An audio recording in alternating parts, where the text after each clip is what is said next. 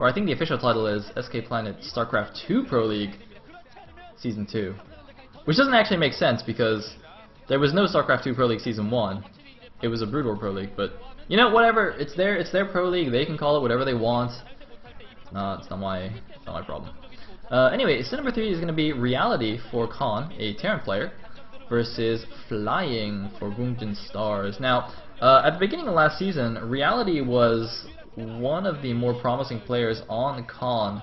As far as I can remember, I think he was actually like their go-to Terran guy. Because one of the rules in Pro League was you have to play at least one of each race in every matchup. Like, you can't just play Protosses, as much as January would like to do that. So yeah, Reality, like the beginning of the season, Reality was played a decent amount, but then like Turn, the Terran rookie, really started showing some sick skills, and he started to get played more often. And like now, I think Turn is definitely valued more than Reality on Khan, or I think he is. Anyway, Flying on the other hand, you know, kind of a middle tier Protoss player on Stars. No really noteworthy accomplishments. He has done some fancy like Arbiter shenanigans in PvZ, but that's about all, I think. Anyway, Reality is going to be at the bottom left. He's going to be the blue Terran, and Flying will be the yellow Protoss on the bottom right. And yes, I need to change my overlay actually. Sorry, it's a little bit confusing to me because I actually have my overlay or my XFlow window in a different part of my screen now because I'm using more real estate for the stream window, if that makes any sense. I'm streaming at high resolution, so I don't have any space anymore. Oh, first world problems. Seriously, man, first world problems is like, it's like there's starving children in Africa, and here I am being like, oh, my computer doesn't have enough resolution. I mean, I have friggin' 2 monitors. It's like, oh my god, I'm such a terrible person. Alright, that's okay. I'll just like go and donate my house to charity after this cast or something. I think that'll like even out my karma. Anyway, it looks like a wall off by Reality, and nothing out of the ordinary from Flying. It's building a gateway in his base. Not gonna scout just yet here. Let's actually see when he decides to do that. It's interesting that Reality is actually walling. That's not the most common thing anymore in TVP. It used to be standard, but nowadays players just rely on doing like a good anti-zealot SimCity in their base, like putting a depot next to the barracks and putting the factory like diagonally or something so you can micro marines back and forth. Anyway, by the way, if you look at the top left of that barracks, it looks like there's a really huge gap there, but I'm like 99% sure that's still Zealot height, just because, you know, building walls and stuff work in weird and wonderful ways in Brood War. Anyway, looks like Cybernetics Core on the way, and still no scout from Flying. This is very, very interesting, just choosing not to scout at all. This makes me feel like he's going to go for a 1-gate expansion or perhaps a 1-gate obs expand, both of those extremely safe builds. And very, very standard in this matchup. And basically, when you do those kinds of builds, you don't really deviate, even if you do scout the Terran. Like, you know, if you scout him going for FD, or you scout him going for 1-Rex expand, or whatever, your opening is still going to be the same for quite a while regardless. So you don't really need to scout him very early. I think Day 9 actually talked quite a bit about this on one of his dailies, where, you know, when you go for, or I think he just talks about it a lot in general, but when you go for a scout, like, you have to be scouting with a purpose. You can't just go and just look at his base. Like, that's not scouting, that's called voyeurism, you know. When you scout, you're like, okay, at this time I want to know what he's doing so that I can do this. But if you're not making a deviation in your build, then it just doesn't matter. Anyway, looks like one factory is down. I actually didn't see if Reality pulled guys off gas, so I'm not sure. Not sure what he's going for. But anyway, yeah, we don't see any tech, we don't see any other gateways. So this looks like it's just going to be a 1-gate expand for Flying. Blind Roar, I don't actually know what you're talking about. I don't actually know what you're talking about. But anyway, looks like Reality's SCV, unfortunately for him, did go the wrong way, so even though he scouted much earlier than Flying, he's still not going to see what his opponent's doing for quite a while here. And it looks like Flying actually is going to go scout with his first Dragoon. It's not even going to use a probe at all. And it looks like there's actually an SCV in the middle of the map.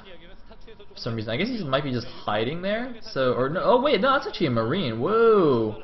There's all sorts of random things running around in the middle of the map, and I'm just trying to figure out what they are from the mini-map, which is really not working for me. Anyway, I think that was a command center being made. Looks like a command center being placed there. So, I think is this just gonna be like a siege expand? I think it might be. Meanwhile, one Marine has actually snuck all the way over to 3 o'clock. I think he's just going to use that to deny a quick third base from flying, or at least delay it by a little bit. He won't be able to deny it, of course. One Dragoon could go take care of that easily.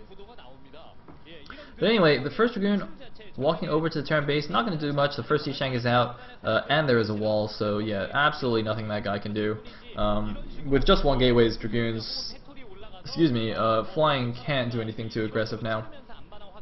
But he doesn't really need to, because you know his Nexus is already at his natural. It's not quite finished yet, but you know he's going to be able to delay this expansion of reality from floating out for just a little while as well. Presumably this is a siege expand, so I mean reality's going to have to wait for siege mode. Yep, it is a siege expand. So his siege mode is finished, but you know he has to be very careful on how he leapfrogs these tanks out. But it looks like flying decides, you know, it's not worth it. I don't want to lose any Dragoons. Of course, he only has 1 gate production, so every single Dragoon is precious at this point in the game. So he's just going to back off and let reality get his natural. And I think his Nexus is about finished now, so it's going to be very even. I think that's a probe transfer that I see on the minimap. So yeah, it looks like almost exactly the same timing, like literally within seconds of each other, the naturals start mining. And so I think it's you know, it's a fair situation for both players. Meanwhile, 3 gateways up for flying, as well as a robo and observatory. Gonna get some observers out just to see what reality's up to. I believe that's probably a bunker at the front there. It might just be a supply depot just to cause some AI issues and to be like, you know, a bit of a wall, but I'm not sure. And anyway, it looks like a probe is here at 3 o'clock, and now let's see if this Marine's actually gonna do his job. I think he needs to actually walk over to where the Nexus would be placed, so the probe can't just make it. And it looks like that Marine just did not do his job. Oh, is he going? Oh wait, oh maybe he's not trying to deny it, he's just trying to see if it's actually planted. Oh, that's interesting. Okay, so he actually doesn't, his intention is not actually to stop the expansion, but to let it go down and see when it does, and maybe do some kind of interesting attack. Interestingly, he's actually gotten a very fast, well, not very fast, but relatively quick academy for combat. And ooh, it looks like trying to sneak up the narrow ramp, gets blocked. Is he gonna get 1 Vulture through? No, wasting 3 Vultures there, trying to run up that narrow ramp. That narrow ramp, by the way, is an addition to the map. It was not there in Season 1 of Pro League, so I'm very interested to see how players make use of it. One thing I actually just noticed is that what it does mean is when Protoss is trying to wall this third base in from like Vulture harass, they actually need to wall in 2 places now. In the original version of this map, they could wall just that opening there, like the flat opening, but now look at this, he has to wall the top ramp as well as the flat opening, so it's going to take quite a few more buildings to wall that. It looks like he actually invested 4 pylons in walling that top ramp. I'm not sure if that's because you need all 4. I mean, usually you can wall ramps with just 3, or like 2 pylons and some other building like a forge or a gateway or an observatory or whatever. Not a citadel, by the way. If you're a budding young Protoss player and you try to wall with a citadel, it may work, but more often than not it won't, because the citadel is a very strange structure where like the left half of it is not, like, it occupies a space, a hex on the map, but it doesn't actually block. Because if you look at the image, it's got like a top part poking out, but the bottom part is really, really thin.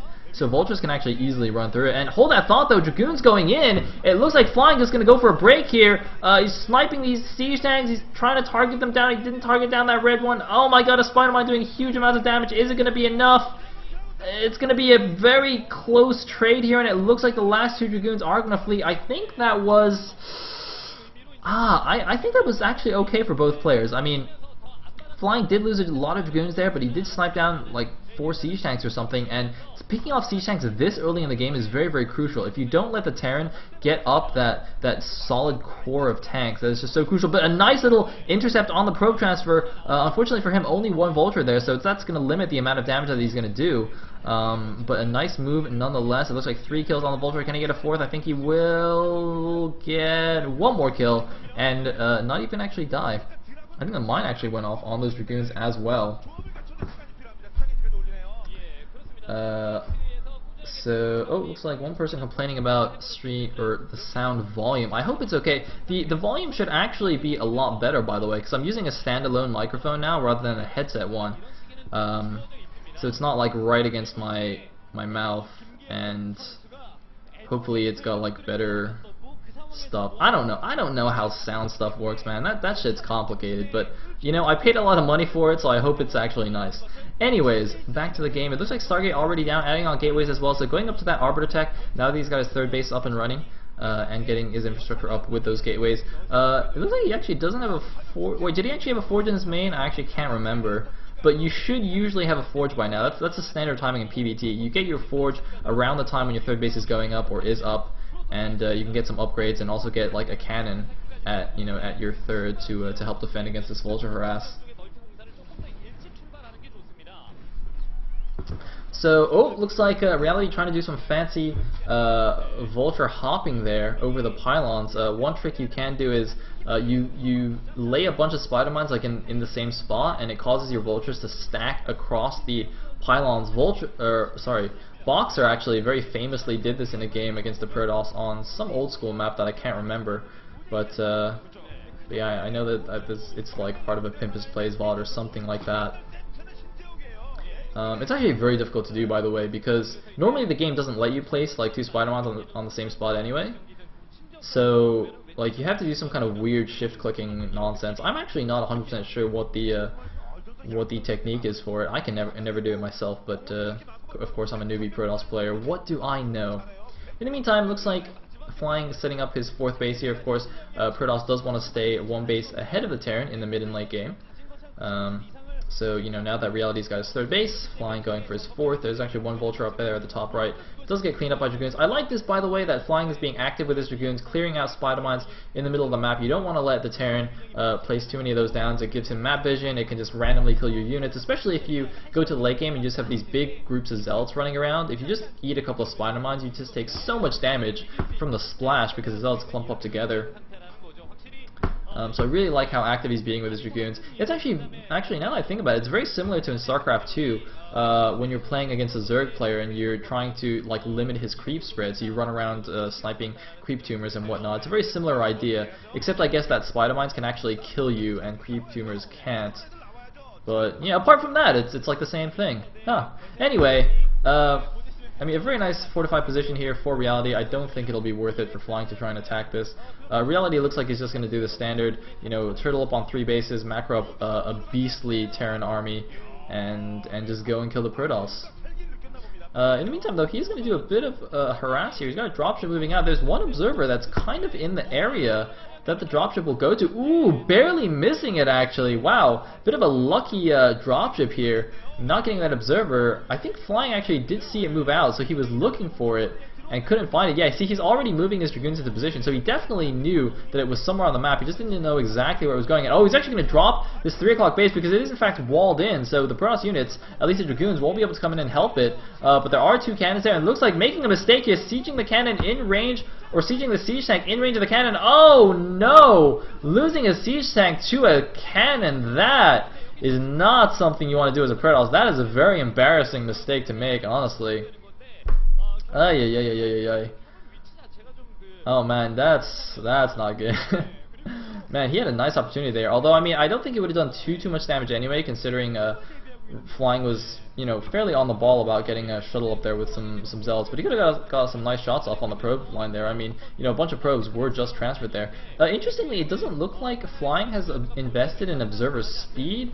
Now that is kind of somewhat of a stylistic thing, but I would say once you go into the late game PvT, you definitely want that observer speed, because what happens if you don't get speed is that your observers are actually a little bit slower than your Dragoons. So if you have a control group of Dragoons with an observer in the control group and you like aim move it across the map, the Dragoons outrun the observer and will just eventually all just run into spider mines and die. And if you have observer speed, that doesn't really happen. Although, you know, it's a bit of a double-edged sword, because if you do have speed, then if your Dragoons are like spending time killing mines, then the observer gets ahead. But hold that thought, looks like the Vulture's going in here to the 4th base, going to kill a decent number of probes, and might even just run up into the top right main as well. I don't actually know how many survive. Looks like just 2 Vultures survive, but they're going to snipe yet another probe here. Reality Gonna do some, just gonna continue doing this harass, and vultures are fairly expendable here. Basically, what you want going into the late game is a critical mass of siege tanks. The vultures are the support units, and they build very, very quickly. They're extremely cheap. They're only 75 minerals, so you're not overly worried about losing those. What you really want to make sure are you have a decent number of siege tanks, you have good upgrades, and once you have that massive core of siege tanks, you just pump a couple of rounds of vultures, maybe a Goliath or two, and then you move out, and then you're good to go. And the thing is, and another reason why it's more important to have the core of siege tanks first is that because the vultures build so quickly and move so quickly, you're more or less going to be reinforcing your push with pure vultures. So you are going to get that vulture count up while you're pushing anyway. So losing a few here and there to do some harassment is absolutely fine. It's absolutely correct. In the meantime, 2-1 is finished. Now the observer just showed us that. That's a common timing to push out for the Terran, is when their 2-1 finishes. It usually happens at about 170 supply, which is actually what reality just hit. So that's like the quote unquote like the flash build kind of.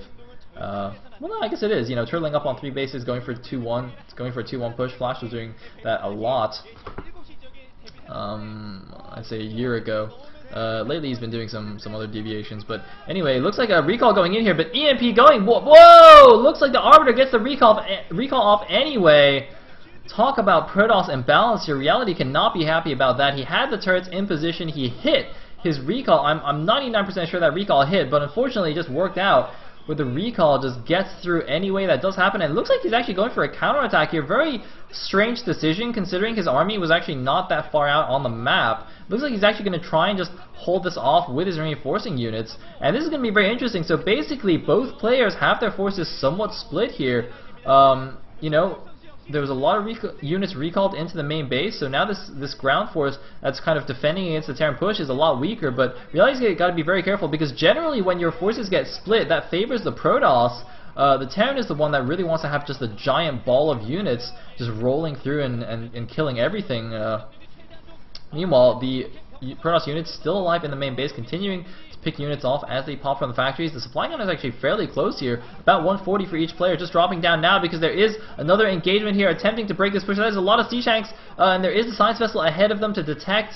It looks like those units that were stasis will come out and still be fine. A number of depots being taken down in the main base and other buildings, but I think this is actually perhaps favorable for Reality. It looks like some nice storms going down on the leading tanks, but I don't know what his gateway count looks like or anything. It doesn't look like he has enough gateways, or any gateways even at the top right. Maybe just 1 or 2 there. He doesn't have that, that huge second gateway farm, but it looks like he doesn't have any Reality doesn't have any vultures either. He's actually bringing SEVs forward to buffer for the siege tanks. Of course, naked siege tanks are a little bit vulnerable. You want vultures. You want a lot of vultures to buffer them against the Protoss army, and it looks like he does have some vultures rallied in now, but just sending in the mass as if he's actually doing a lot of repairing on siege tanks, but the Protoss is moving in. Once again, he has a few zealots here, but I don't think it's nearly enough to take down this Terran army. No, he snipes the siege tanks and runs away. He might actually lose an Arbiter to the turret. No 2 red health Arbiters. But very interesting stuff. You almost never see this kind of bringing, mass SCV repair for the Terran, like ever. This is really interesting. And yeah, as I said, only 2 gateways at the top right. Flying did not have the opportunity to get that big secondary gateway farm out. I keep saying farm. I feel like I'm playing Age of Empires or something. Anyway, no 4th base yet though. No sign of a 4th base for Reality. Meanwhile, it looks like Flying is going to go counterattack with the units that were out on the map. He had about a control group and a half of units. They have an Arbiter with them, 2 Arbiters with them actually. So going to go attack Reality's 3rd base here while Reality moves into the natural. Now the thing is, if they can get some kind of base raid situation going, it might work out in Flying's favor considering he has the top right expansions as well. But oh my god, suiciding all those units there at his natural. He's going to lose his natural. He's going to lose, crucially, a Stargate and 2 Forges, giving him upgrades. I don't know what upgrades he's at actually right now. Reality's still at 2-1. I think he probably lost an armory or 2 in that recall earlier on. But I don't think it matters right now. He actually has the supply lead over his opponent. 141 supply for Reality versus the 133 for Flying. When Protoss really needs to be about 20 supply ahead of the Terran at this point in time. 20 to 30 supply, I would say. and that would be, you know, considered even. So the fact that the Terran's actually a tiny bit ahead in supplies is bad news bears for the Protoss. But it looks like a few unprotected siege tanks here. You're gonna lose a couple of them. Okay, for a second there I thought those were actually slow zealots, but no, they're just like running in a weird way. Wow, that would have been hilarious if you just like forgot zealot leg speed. Anyway, it looks like last forge is going to get unpowered, and finally we do have a fourth base here. That's actually going down to the 6 o'clock. Very interesting choice, kind of expanding where the Protoss third should be. Of course, considering that, you know, most of his forces are over there attacking the natural, it does make sense for him to take that expansion. You know, you want to expand along your push path. And whoa, random High Templars, got to be careful with those. A nice stasis went off there on the vessels and tanks, but it doesn't matter. And oh man, Zealot's closing with siege tanks and still getting picked off. That is how good siege tanks are, ladies and gentlemen.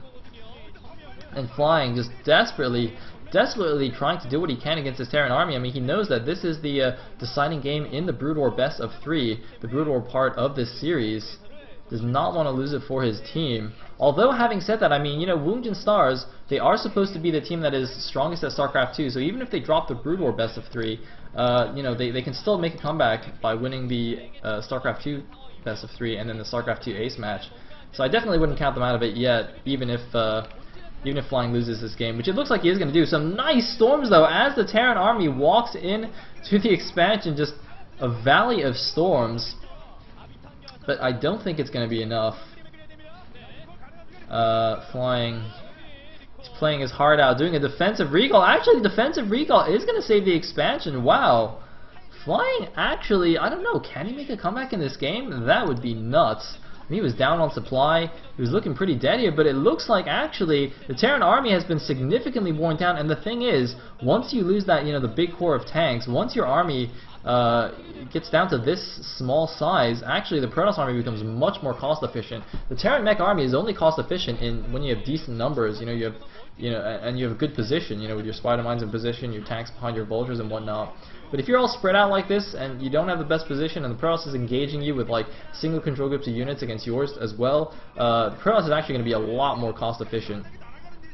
But the supplies are still staying relatively even, and the thing is, the bases I think are basically, it's also even bases now because Reality took his fourth base at 6 o'clock and Flying lost his natural. So both players are on 4 base, although I believe their main bases are probably mined out. So it's basically 3 base against 3 base, or maybe 2.5 against 2.5. Considering things are probably getting mined out. But anyway, actually, look at this! Look at this Flying cleaning up these units at the top right. This actually reminds me of a similar game Reality played towards the end of Season 1, where he just, I think it was Reality, I'm not sure, it was some kind of, you know, decent-ish Protoss, but where he just had like a huge lead and completely threw it away due to good play from a Protoss player. And by good play I mean arbiter abuse, but hey, what are you gonna do? Protoss being Protoss. Anyway, oh, looks like more units running in here. Gonna actually attack this fourth base. Reality might be in a bit of trouble here. Can he save his fourth base? No, it looks like he is bringing in more reinforcements. I think he will be okay. Nice defense matrix on attack, and yeah, looks like, look at this, not even sieging up here, just moving his units. The Dragoons trying to run up the ramp, trying to get on the high ground, but, you know, Dragoons are Dragoons. They don't really like running up things. They don't really do a good job of that. And look at this, being very clever, sieging a tank under the cliff there, using the vultures on the high ground to spot. It's like random observer even gonna get taken down. He's gonna lose a couple of random tanks here, but do a lot of damage with the mines anyway. Wow. Wow. Storm! And a second storm. That was actually unnecessary. I think one storm would have killed that because the tank was already damaged. If it's a full life tank, you do need 2 storms to kill it, but I think that would be okay. Anyway. EMP going down on the not even completed Archon. Actually, now that I think about it, I wonder, does anybody know, like, if you EMP an Archon while it's morphing, does it get all its shields back when it finishes? Because, like, if you attack a Zerg unit while it's morphing, like if you attack a Muta while it's morphing into a Guardian, or if you attack a Lurker egg before it becomes a Lurker, and you like do damage to it, when the unit finishes, it actually gets all its HP back. But I actually don't know if that's the same if you're making an Archon and you get EMP'd. Very curious. I don't think you do, actually. I don't think you get it back, which clearly shows how imbalanced Zerg is, but I'm not actually sure. Alright, looks like Bundrin is saying that they don't. So, I mean, guys, that clearly we now have solid evidence that Zerg is in fact imbalanced. I mean, that is just not fair. Really? Archons don't get their shields back? So imba. Anyway, looks like the 3 o'clock expansion of flying is getting taken down here. And I mean, he's trying to make a game out of it, but you know, he's actually, I mean, you know, he was looking almost like he could come back there for a second, but I think now it's basically game over. And by basically, I mean it's been game over for a while, but you know, because he's Protoss, he made it look like it wasn't. Just a little disclaimer, by the way, guys. When I make all these jokes about imbalance and stuff, they are just jokes. I am just trolling. StarCraft is, of course, a very balanced game. And I don't want people to take me seriously because they don't understand sarcasm. Hey! Anyway, small attack force going up here to the top right. Nice little snipe on the sea shank there by flying, but it does cost him a decent number of dragoons, so I don't even know if that was worth it. Rebuilding some pylons here. So he's getting supply block, getting some more gateways.